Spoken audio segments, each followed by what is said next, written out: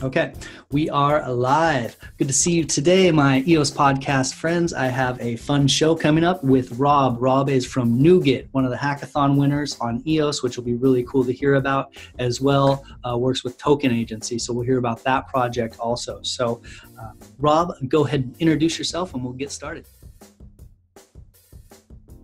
Sure. Yeah, thanks so much for the opportunity, Brandon. A little bit about myself is that I come from more so the entrepreneurial background inside of crypto and outside of crypto. So I've started and exited 2 businesses prior, nothing in crypto whatsoever. And then in 2013, got into Bitcoin. Basically, a friend jokingly told me, hey, can you believe that Bitcoin's worth $75 now? And then I started looking into it. And that's when I sort of fell down the rabbit hole. Started investing heavily, altcoin trading all throughout the next couple of years. It wasn't until 2016 that, I had known about and fell in love with the disruptive capabilities of cryptocurrencies, of blockchains, but it wasn't until ICOs started to happen, or at least they came onto my radar in late 2016.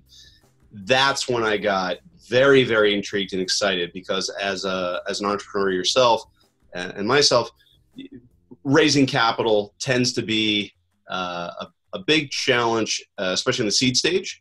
And so got really excited about that, started investing heavily, and then in early 2017, basically brought my investing thesis into a consulting style project, which ended up becoming Token Agency. And so essentially we are advisory, fundraising, PR, and programmatic advertising for the crypto space.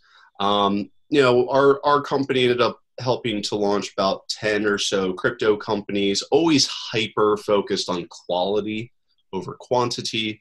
And so I think we have, even throughout sort of the bull run and then subsequent bear run, I think we had a pretty good track record with who we ended up working with throughout that process, projects that are still around and still building and creating. And then via my work with Token Agency, we got heavy into EOS last year. Happy New Year, by the way. So yeah. I keep on saying last year. Last year is 2018 now. So got involved in EOS more so from an investing standpoint, but then the reason why I was investing heavily was because of the fundamental understanding of fast transaction speed, scalability, finally a real blockchain that you could build real products off of. So we started advising any and all clients that we were working with to, like, hey, drop what you're doing regarding your build, start looking at EOS seriously, start building on this immediately, because it's the only way you're going to build a product that actually functions and works, in the coming development cycles.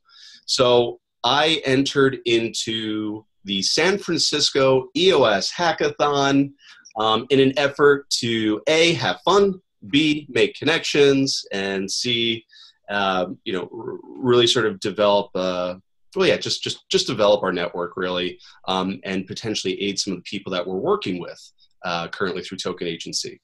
And the entrepreneurial side of me really felt the need to just join a team, build a team. So we started going to a lot of these EOS meetups in San Francisco, which Brandon, actually, you and I actually ran into each other a couple times at these EOS meetups in San Francisco.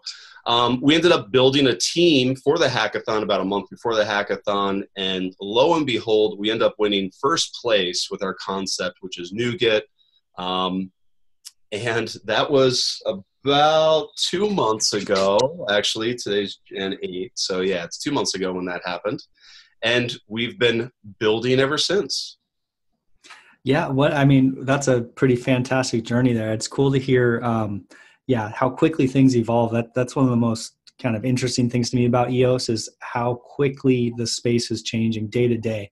Yeah. It's, I mess around with EOS full time, And I learned stuff every day. Like I learned something today that it was like mind blowing. I didn't know how to use the tool yet. It's like, oh my God, there's so much going on. Yeah. So, Oh, what did you learn? Tell me. Oh, what I learned. I learned about, I learned more about RAM. So I was digging in, like my RAM was all, and I knew how it operated, but my RAM was all, I was at 99% RAM, and I'd been stuck there, doing like one transaction, then getting my, freezing my account. And so I was looking for applications or contracts that I had tied up to release RAM. And, I knew the concept of just going and buying RAM. Like I knew that was a thing, but I was thinking, I'm not using it that much. I won't have to buy RAM. So I was just trying to reallocate resources, when if you just pop into Scatter, it's like, $2 for like a pretty massive amount of RAM. And like I could have saved myself, like the whole week I've been dealing with like what smart kind of contract is this RAM stuck in, trying to unlock it. And it's like, just go, if you're having that problem, just go buy a little bit of RAM right in the Scatter wallet. It's like the easiest thing in the world. I knew you could do it, but I just didn't, for some reason, hadn't done it yet. So now my RAM is freed up and I'm happily surfing the EOS universe, like all kinds of transactions. So there you have it. Yeah. So what's the most interesting thing for you about EOS right now, or what's something that you recently learned? There's a lot of interesting things about EOS, especially going on right now. The latest project that I'm pretty excited about that I've learned about just this week was actually Chintai, which apparently is coming out of the team from EOS 42, just around token leasing and just the governance of their entire concept is what is the most interesting to me. Granted, I still have a lot of research to do in that, and there's only so much that they've really come out with around what they're talking about, or I should say how they're governing it. But what I'm constantly doing research on now at this point is figuring out who has done and who's proposing the best DAO-like concepts, the best decentralized organization concepts. It's something that's always interested me, and it's something that we are really that we think we have a really good chance of pursuing and really proving out with Nougit, frankly. Still a lot of work to be done there. But Chintai is the latest one that we heard about. Just doing a lot out there. Yeah, Shintai is cool. First on the leasing part, that model actually works really nicely. As far as just having the open market, leasing your tokens, you're waiting like 3 days, a week, a month, getting that return. I've had a couple of payouts from Shintai. It went really smooth. From a risk reward standpoint, after I locked it up in for a month.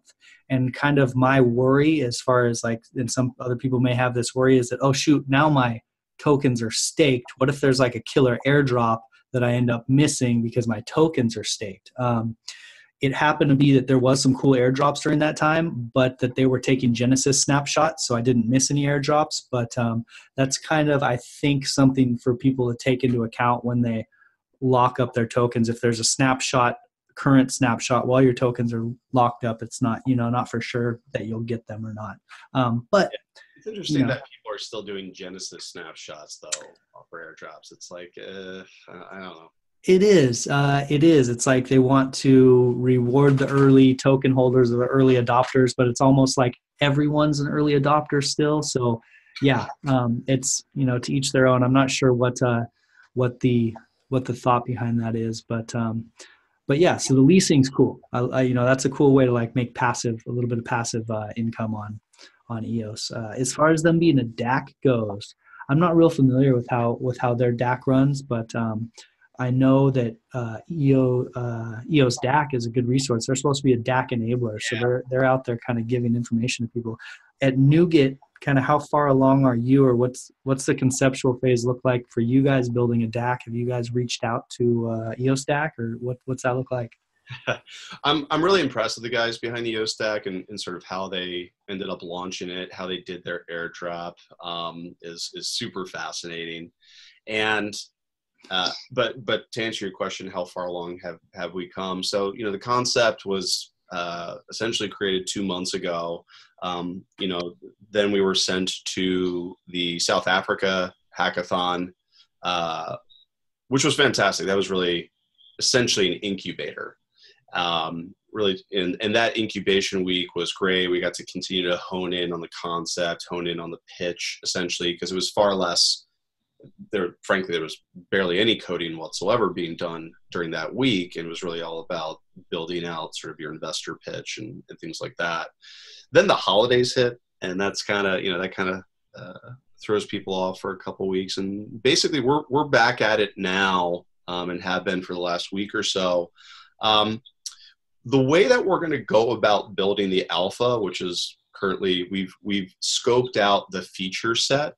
What we want to do, there's a sort of 1,000,001 core use cases of, just go ahead and say it, basically a decentralized, incentivized GitHub, Git repo style.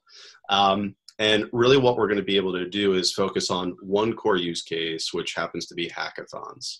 And so that is what we're going to hyper focus on for basically the alpha. Not only that, but we have, I think the last time I checked was we have about 300 alpha signups right now for Nougit. And what we're doing is we're consistently interviewing people. These are all private interviews. We're having conversations with them saying,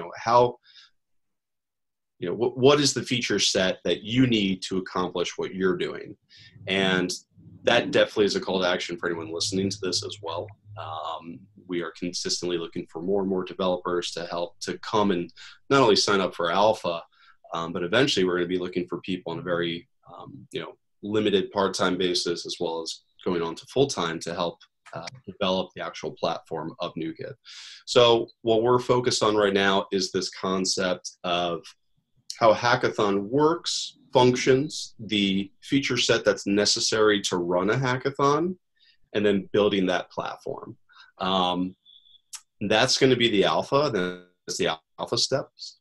And then from there, it's funny, like most companies, when they start, they have the capability of starting in stealth mode. So there's a lot of things that they can do, they can tinker with, they can work on, and then announce to the world once a product's really ready.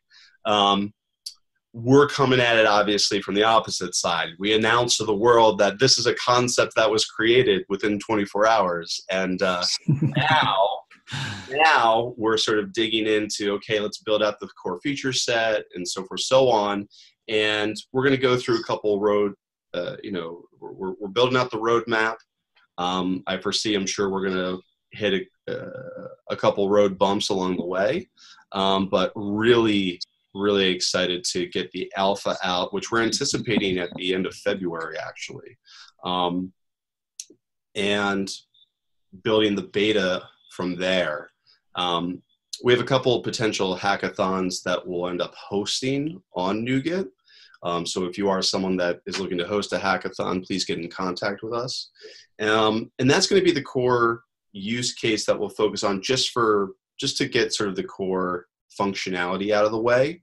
From a technical level, the beauty of what we're going to be developing with Nougit is incentivized Git repos. And with incentivized Git repos, you would put in, let's call it whatever, $1,000. We will absolutely be able to enable the use of stable coins such as Carbon, in order to allow for USD to enter into the system and be tokenized. We're also going to be able to enable people to insert EOS if they decide to. And then there is a concept of potentially their own native tokens, but that's a whole nother level at this point. And the reason why I'm bringing up this is the functionality of creating the ability to deploy all of that, the smart contracting, the ability to actually move the money around, to build out the escrow system. A lot of that is fairly straightforward from a development standpoint. We anticipate that that'll be done, very soon, like this quarter, through Nougit, for Nougit. The biggest issue, go figure, is going to be regulatory. Mm-hmm. So that's why what we're going to end up doing is creating the functionality around everything and continuing to hyper focus on just getting through sort of the regulatory side and any and all red tape around enabling this capability, which is to get paid for coding. And that, we've already gone through the steps of talking with a legal team and our legal team to build out the actual entity that is Nougit. And we anticipate that there's going to obviously be some regulatory hurdles we're going to have to push through in order to ensure that this is done sort of squeaky clean as much as possible throughout that. Yeah, that regulatory landscape is something that a lot of people in the States are dealing with, and it's that's definitely a huge consideration at this point. I like where you guys are starting as far as just with the hackathons, with that hyper focus. It reminds me of the famous story that everyone knows about Airbnb, where when they first started, it's called doing things that don't scale, but they went out to New York and they actually knocked on the Airbnb people's doors and went in and interviewed them and took notes on this really small set of who their customers were, what the perfect experience was like. With you guys, bringing it down to just doing hackathons is so cool, because you're going to have direct contact with the people actually using it and be able to do that. And it sounds like you're already, like you said, doing personal interviews. So that's a killer roadmap as far as where to start. So nice stuff, man. So you mentioned that down the road, getting things figured out, that you're looking at basically people getting paid to code. Can you kind of say in layman's terms how that looks, or for just someone, is it like a Upwork where someone would hire you to write code, or what's that look like? Yeah, the concept of Nougit that we fleshed out and we'll be releasing more. I mean, we're already sort of halfway done the white paper and things like that, so we're building. The concept looks and feels a lot like GitHub meets Upwork /99 Designs in that sense. So we have two now. I'm happy to talk about this, but please, anyone listen, understand that there's some concepts here that I'll talk about that we're fleshing out, and whether they make it to the actual live product is a different story. So we have two concepts that we're considering as feature sets, both of which we're pretty confident are going to work. The first is the 99 design style of a code competition and challenge. So it's like this. Build this feature for Nougit on Nougit. So, so it's kind of like throwing up a job posting and saying, hey, we need this scope of work built out, and now compete to see whose code will be the best. And that's where people around the world are going to be able to create the code repos and push it all openly, transparently in sort of the open source fashion. And then the community will then be able to vote on the top pieces of code that they like the best. The actual voting consensus mechanism, there's a couple that we're considering. One that I really like is single transferable voting mechanisms. It's the same way that you vote in Australia, in Ireland, and then I think in the state of Vermont too. It's basically when there's a party. It's wherever that isn't in the United States, where there's only red and blue to select from, and there's a multitude. There's like a couple dozen political parties to select. Mm-hmm. That's how we want to do it. So what you would do is you would say, I like this piece of code the best, and I rank them. So if there's 100 pieces of code, I like 1, 2, 3, 4, 5, 6, 7, 8, 9, 10, 11, 12 the best by priority. And then it compiles that. And then at the end of a time frame that project owner sets, they'll see what the community feels. And then, it can either be completely community oriented, where at once that ticker goes off, or once the time is up, then the number one ends up winning it. And or it's up to the project owner to then say, okay, the community feels this way, well, I'm going to vote this way as well. So there is the, code this project, and then there's that concept, which is essentially competition style, which is very similar to kind of how 99 Design works. Mm-hmm. And then there is another side, which is more like how Upwork works, where it's, here's the scope of work. I noticed that you have a reputation of XYZ on Nougit, so I'm going to hire this developer to do this code. And then I can deploy through our escrow service, deploy those funds. It's really important. So I just want to go ahead and say this too, because my overarching philosophy, now look, we're on the EOS podcast. I'm all things, everything EOS, and so are you, Brandon. When you build product, it's extremely important that you're not EOS centric though. So that's why we decided not to name it, Get EOS or something like that. We want to make a product that doesn't say anything about blockchain, doesn't say anything about EOS. We want it to launch into the, once we really make the big press push for when V1 is ready, you're not going to see anything about EOS. You're not going to see anything about blockchains. It's all going to be about, here's this awesome consumer-ready product, and that's that. You're going to be able to put money into it and be able to get paid money for good code and for good open source contributions. And oh, by the way, and then at that point, oh, by the way, it happens to be built on top of EOSIO. So that's like, it's the same way that, before one of the companies I had founded before all of this was a music making app on iOS. So that app, which is called Mic Swap, even though we built it on, Objective-C and, let's say our developer used Swift or something, we're not out there marketing the developer, hey, here's an app built on Swift. Like, no one really talks about that, nor do they have interest in talking about that. So as we do our big push post, for V1, you're going to hear about Nougit. You're not going to hear very much whatsoever about the ability for there to be EOS tokens involved or anything like that. Yeah, I think 2019, a lot of people, it's only 8 days into the year, but I've been hearing that message a lot. That's like, for me, that's been the theme of 2019 so far. It's, this year is about UX. This year is about, not about EOS. EOS is like the platform. It's like the internet. People aren't just going around repping the internet all the time. It's just, no one cares. What can you do with it? How easy is it to use and make your life easier? So I think it's a big realization a lot of people are having. And I think it's gonna be really good for the industry because people who are already here, they care. The people that are coming on board, the next level of adoption, don't really care. They just want cool stuff.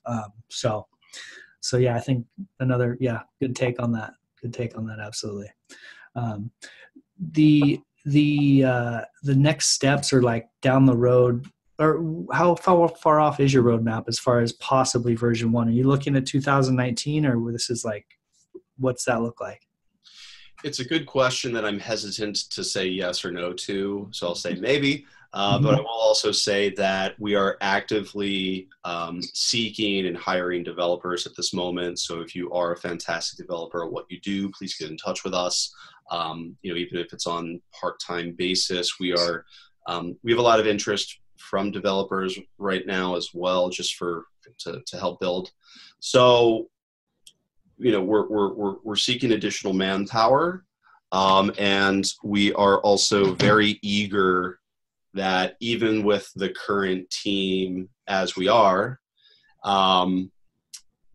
that we will see, even though I said I'm not going to answer it, I do feel very confident that we're going to see a really good fleshed out consumer version in 2019. I do feel that way. Just please don't hold it to me if it gets delayed a little bit. The common rule of software development is X the timeline by 2 usually. Yeah. Well, we can go with that. So GitHub, I threw out a tweet recently, and I know that you I'm sure are familiar, but the GitHub itself was bought by Microsoft maybe 2 years ago. They've been undergoing some minor changes. It's made people worried. One of the changes that just happened was they made it so that free accounts can now have private repositories. Whereas in the past, free accounts, everything was open sourced. It was just the default. Now a free account will be able to have private repositories. That means, say I'm a coder, I'm just coding this cool tool that I want to use around myself or something, and the code's not that pretty. It may be a great idea that's useful, but I just keep it private because it's like, well, you know, I haven't really finished this code yet. And so it seems like maybe there's this, it's going to close up a lot of that cool open source feel of GitHub. What are your thoughts on that? Yeah. Well, I think they needed to do it. I think they needed to do it because GitLab's been, taking a lot of users away from them. But I think they're losing users because they are Microsoft in that sense. So I think that the overarching, it's a good play for them, I think, because really where the real money is and where the real shareholder value comes from, and will always be from this freemium model. Like, you don't make money from, I'll say retail people versus institutional people, but really I'm talking about individuals and enterprises. So you don't usually make all that much money from individuals. You want the enterprises. I mean, it's free up until if you have more than 3 or 4 contributors to it. Mm-hmm. And that's where they're going to hyper focus all of their marketing efforts, to just sell you every Microsoft product under the sun when you use GitHub. And so that's, they're going to be pushing so hard to use Azure and all the Microsoft products. And they're stepping away from sort of monetizing the DevOps side.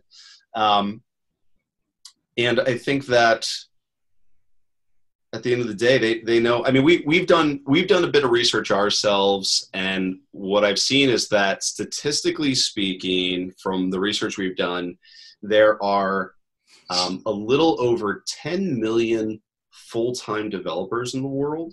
They say that there's about 20 million developers in the world, but half of them aren't full-time like professionals. So when you think about that, GitHub in of itself is highly valuable because it has pretty much every developer using it, right? When you look at those numbers, saying to the world, hey, we have, I think, don't quote me on this, I think they said like their number was like 30 million users. But it's like there's only 20 or so million developers in the world. So that there's a lot of repeat and potentially not real users and things like that. I've got a GitHub account. I've never pushed anything to it. So I'm one of those 30 million. Yeah.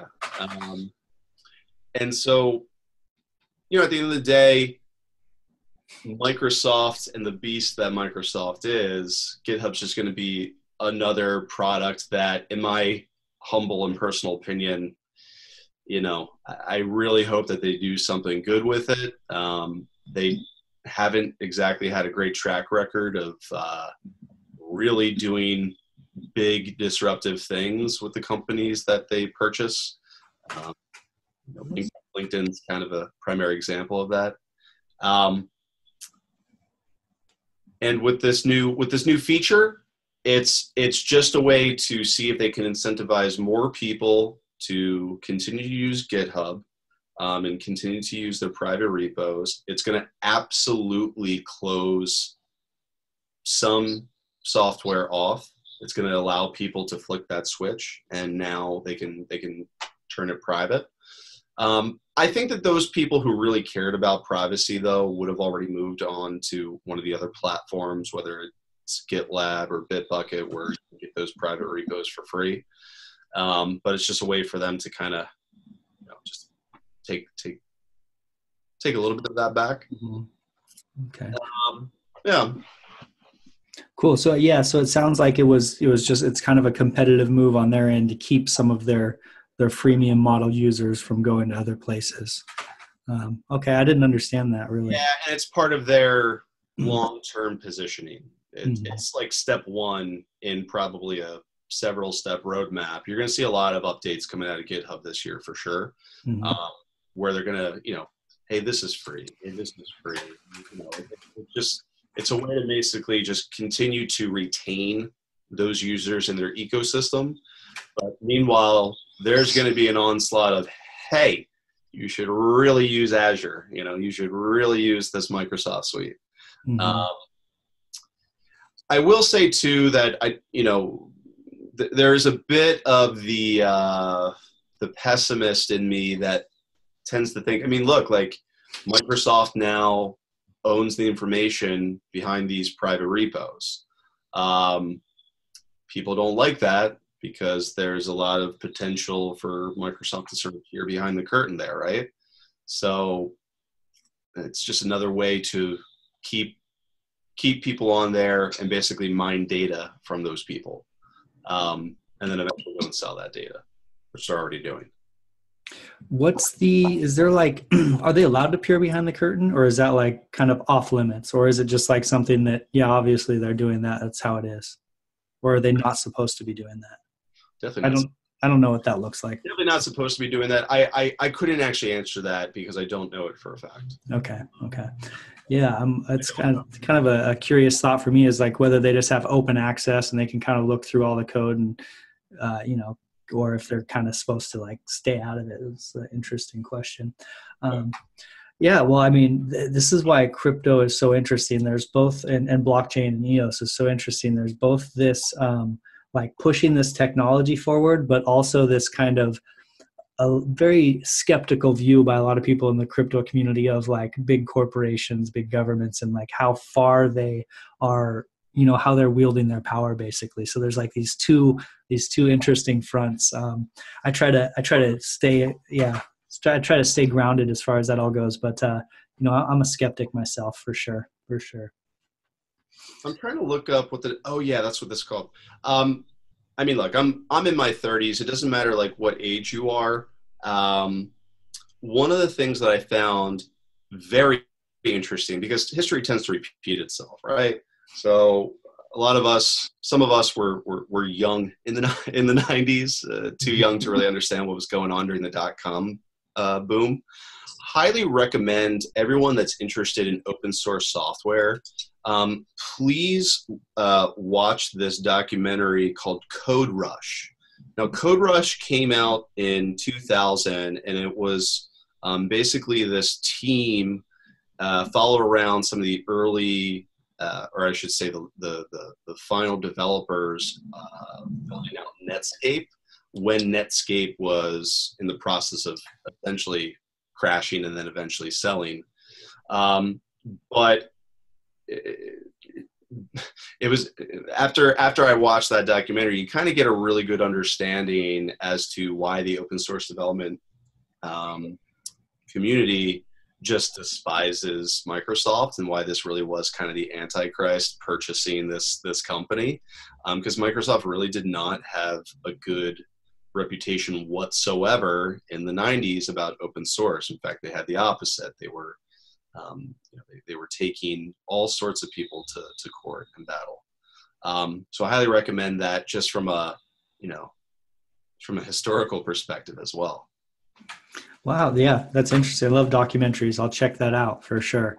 But yeah, I was a little young to realize what was happening during the .com thing. It just kind of like happened and I didn't notice. But looking back, I know that Microsoft was very predatory. And they were kind of savages, and that's how they got to where they were as far as just going after people and taking their code. So, yep. In court. So, interesting, man. Well, I like that bigger picture stuff. And the .com like continues to come back and show, show its head, like repeat themes and things like that. One of the cool ones that I heard the other day, I think is really relevant is, and this isn't .com, but we had the internet, and then recently when we added cell phones to the internet, and initially people were like, how am I going to use a spreadsheet on my cell phone? Like, it doesn't make any sense. The cell phone's not going to affect the internet. but it was just this tool that tagged on top. And then all of a sudden, like Snapchat and Instagram and like everyone's on their phone. It was this tool that was small changes, but just massive amounts of inroads into new apps and new ways to use the internet. And that's how EOS or blockchain feels to me. It's like, it's not a new internet. It's just a new little tool, but that tool is going to give us just crazy different ideas that are going to come out of everywhere. There's going to be a new Snapchat and Instagram and these types of things, and where are they going to come from, you know? Yeah. My unpopular view is that blockchain is a feature. It's you know, there are a couple products, but it's ultimately a feature for, you know, if you're a blockchain for X kind of company, you know, it's absolutely going to be a feature rather than the actual product in and of itself.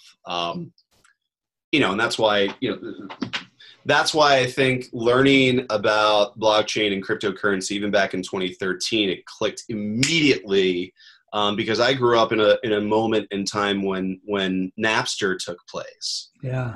Napster really, you know, I'm a musician myself. I'm really big into music. So when I was young and that hit, I understood immediately the implications that were about to go down, and then I saw all these things crumbling around in the music industry. Now, it eventually, the music industry obviously went through that, call it revolution, and then has really built itself back up into the digital age.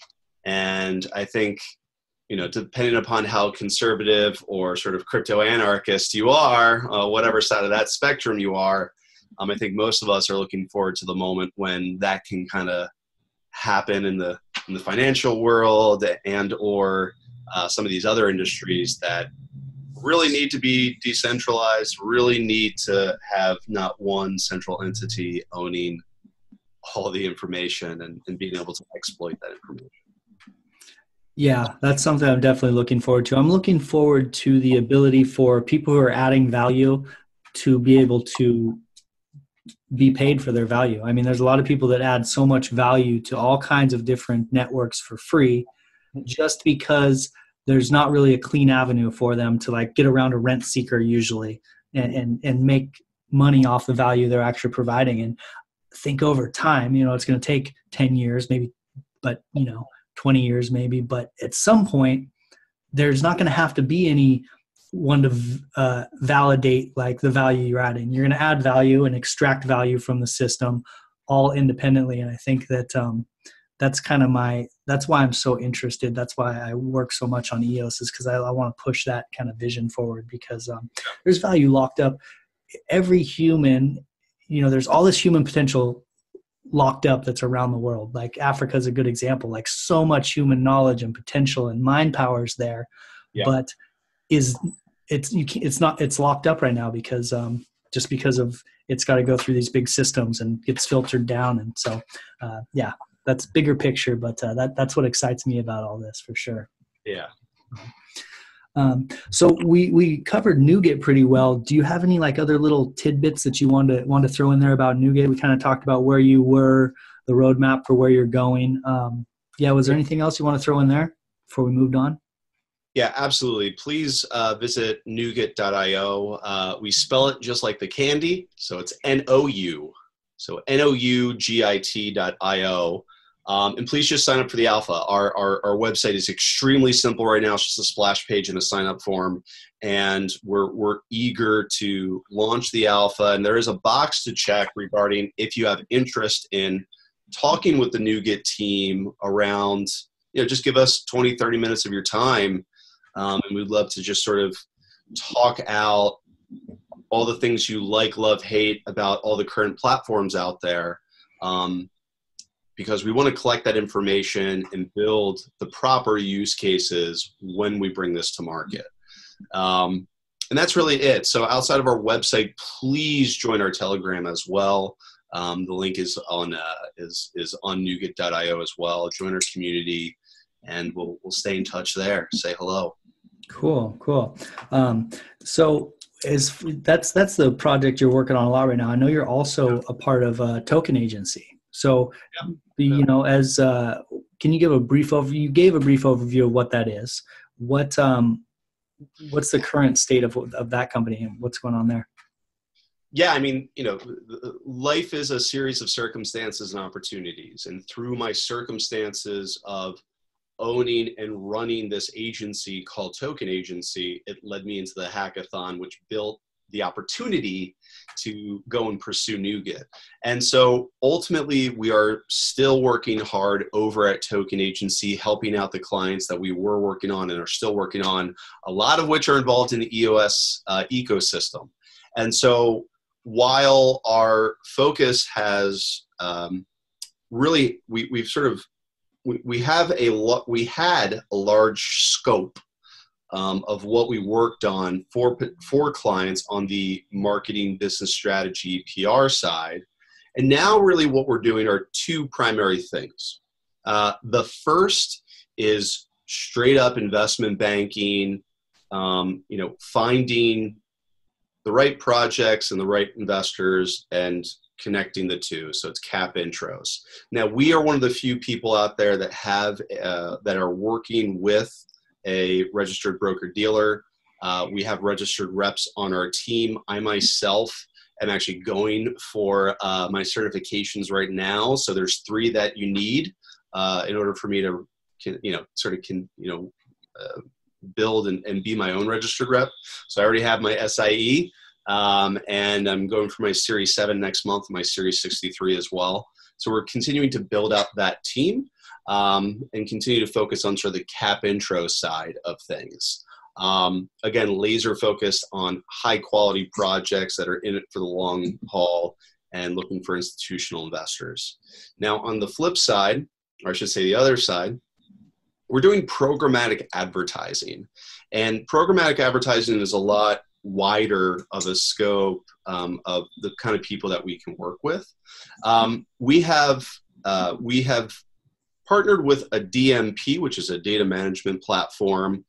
And through that relationship, we also have gone and now entered into our biggest partnership to date, which is CoinMarketCap.com. And so we are one of the very few people out there that have actually, in a GDPR compliant manner, captured audience data from the CoinMarketCap.com audience. And now we can basically programmatically advertise to that audience anywhere around the web. So if you're an exchange, if you are a game, if you're really anyone that's trying to target people in the crypto world, we're one of the few people out there that can achieve the scale that is very similar to the Facebooks and Googles and Twitters of the world at this point. And I can say that with confidence because it's tens of millions. And, in the crypto space, as big as we like to think it is, capturing 40 million monthly uniques is about as big a scale as it comes in the crypto space. Now, this is a deal that has only recently closed as well, so we're just now getting that started. And if you're looking to sort of spread your message far and wide, that's one of the other things we're doing at Token Agency. So it's really just those two, scopes of work that we're doing at this point. Those are both killer tools for startups and for some of the apps that are a little bit further along. But exactly. The cap intros and the advertising, those are two of the big factors. What do you think kind of the most important thing that you just personally that you look for in a startup where you say that's a quality startup or that one maybe doesn't have as good of a chance?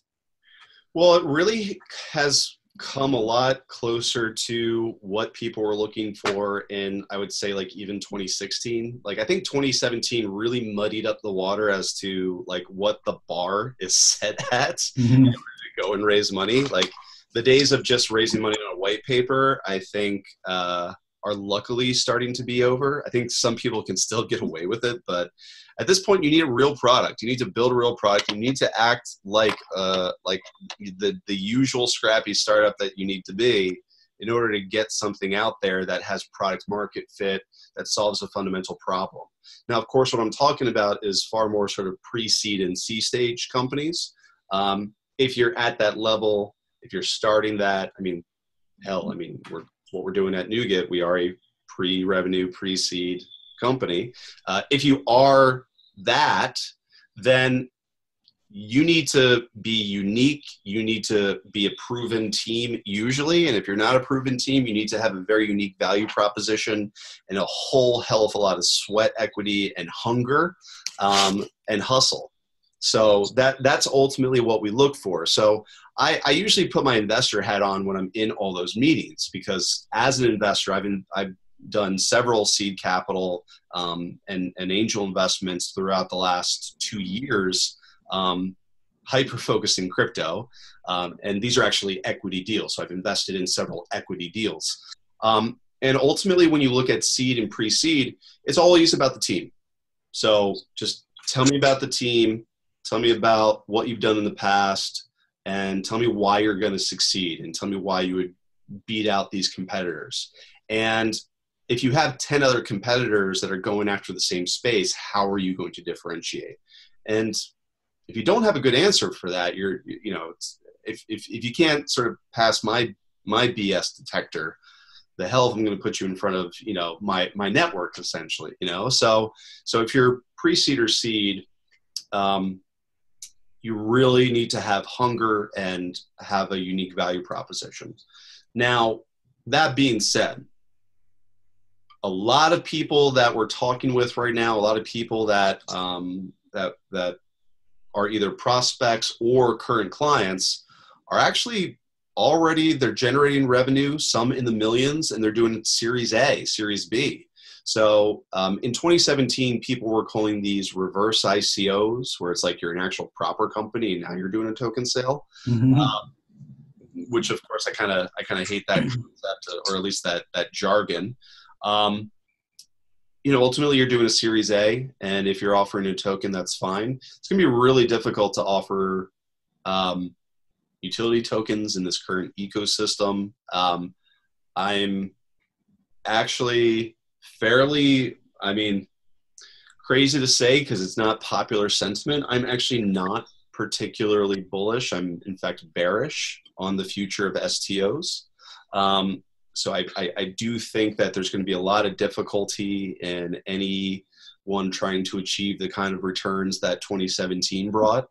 I think that the people that are going to succeed in the STO phase are going to be the same people that were succeeding investing into real estate and investing into the stock market before that. So more institutional, more sort of high net worth individuals. But that's beside the point. If you're Series A, you've already established product market fit. Hopefully, you've already generated revenue, and so long as you continue to hit certain benchmarks, and there's a very solid fundamental use case of blockchain in your company, I think it's going to be an easier sell to some of the institutional partners that we have on our side. Cool. Yeah, that's I have a lot of that same vision. What do you think about? You said that the STOs, you think it's going to be kind of the same money that was making money in real estate. Go into that a little bit. I'm interested in that. I love this type of talks. All right. So everyone's really focused on, all right, well, who's gonna, like STOs are the future. Well, that's like saying that real estate's the future. I don't, yes, it is. It's going to have a 5 to 10 year turnaround in a lot of cases. But, whenever you talk to people that are launching STO platforms, it's like the big push is real estate, right? Mm-hmm. And as I can tell you, because I am an investor in blockchain companies, I have zero interest in investing in real estate. And I think that the behavior of exchanges is going to be so completely different once a piece of real estate is put onto a blockchain and tradable, versus the last 10 years, which have been completely speculative assets. When you have a completely speculative asset, there's all sorts of trading behavior that's going to go on, which is going to be completely different than when people are tokenizing stocks, tokenizing bonds, tokenizing real estate and real assets. Now, look, yes, the future is that these things are going to be tokenized. But I don't think that that changes how things work. What it does is it eliminates a lot of middlemen, which the disruptors in our mind, like the disruptor in me is like, great, like less middlemen, less capabilities for people to manipulate. And if they are manipulating, which they will still be able to, you're going to be able to see it. It's a lot more transparent. So that, yes, in that sense, there's a lot of really fundamental features and concepts and capabilities that are happening and that will happen. And I think that if you're someone who primarily focuses on investing into crypto assets and speculative assets, you're going to have zero interest in investing in a piece of real estate that's tokenized right now, because you're not going to be able to, there's just very, the gain potential is very different. So there's that part of it. And so are you saying that, it sounds like the market, you think that the price has already kind of found its equilibrium in the market? This house is worth $500,000. You tokenize it, it's still going to be worth $500,000. It's just going to be in a token, and it's going to slowly appreciate over time. There's not going to be this volatility. Is that kind of what you're saying? So there's maybe not, crypto people won't be interested in it? Yes, I am saying that, and I am also saying that it's a completely different investor set. And I can tell you that the people that are interested in investing in real estate, they seldom are they going to have any interest in a blockchain. So I think that the sell, if I own a piece of real estate and I want to tokenize it, that's really just saying like, hey, I have a new way of giving you this asset and it's safer, and that's great. But it's a feature. It's not a primary sell. Whereas if I had this awesome radical new concept, whatever, if I have a game, if I have a blockchain for X concept that I want to build and grow, and hey, invest in this token, or hey, invest in this piece of equity that is on an STO, even those two are very different. So I think that in 2019, we are going to see a proliferation of STO exchanges. We're going to see a proliferation of STO concepts launching onto the market. I think that the trading volume is not going to be favorable. It's not going to be all too interesting. And I feel like, once you start tokenizing stocks, which is, I believe DX Exchange is about to launch that next week, where you can actually trade stocks on a blockchain, you're just going to see similar trading to what is going on the stock exchange. So that's what was the name of that? I hadn't heard of that. There's another little thing for me to look into now. You said it's called DX Exchange. Okay. I was in Las Vegas in November and did a talk with Daniel, who's the CEO of DX Exchange, and I learned about what he was doing. I was on a panel with him and Brock Pierce and a couple of others and Ronnie Moaz, and just learning about what they were all up to.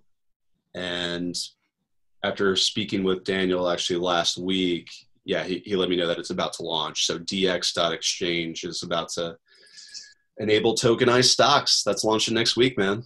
Interesting. Well, you got it daily. Everything's going. It's just going so fast. It's a wonderful time to be playing around in this space. I agree. It's never been more exciting. And I think we'll eventually see the end of this bear market, but it'll be another bull cycle and another bear cycle. There's already been in Bitcoin's history, there's already been 4 instances where there's been 90% drops in value. So Yeah, it happens. And people always say, "Oh, this is good because it gets rid of a lot of the fluff." And for a long time, I didn't necessarily agree with that. Now that we've been grinding out a bear market so long, and I stopped looking at CoinMarketCap so long ago. Like right. Now I'm like, I don't care. Like, let it go another 2 years. Like, I care less. Like, because I feel like I'm like gaining ground on the rest of the, all the people who are gonna. Because when it gets hot, there's a lot of noise, and all of a sudden, yeah. The EOS podcast, no one's gonna care. Right now, it's like I've got like it's like our little band of people who are interested, So, yep. It's good times. I like working on this. Well, this has been a rad, Rob. I really appreciate it, man. GitHub is some old model from Microsoft.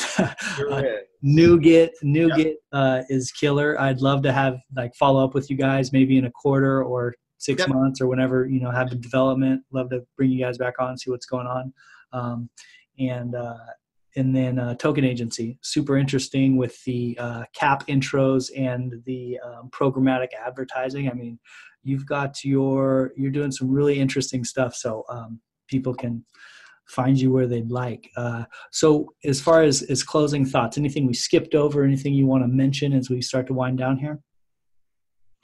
No, I'm just really appreciative of people like you, Brandon, who are continuing to, just pump the world full of informative content, asking questions, talking about learnings. You learn something new every day, and it's really important that we just continue to learn from each other. I have 1,000,001 learnings from 2018. The biggest one is risk management, and really, just trying to create some stability in this volatile industry. And I think that the biggest, the really good thing about all these tokenized assets coming in is they will actually create a foundation where there's less volatility. Right now, it's right now the entire crypto market cap is like 99% speculative assets, so that has the ability to fluctuate all over the place.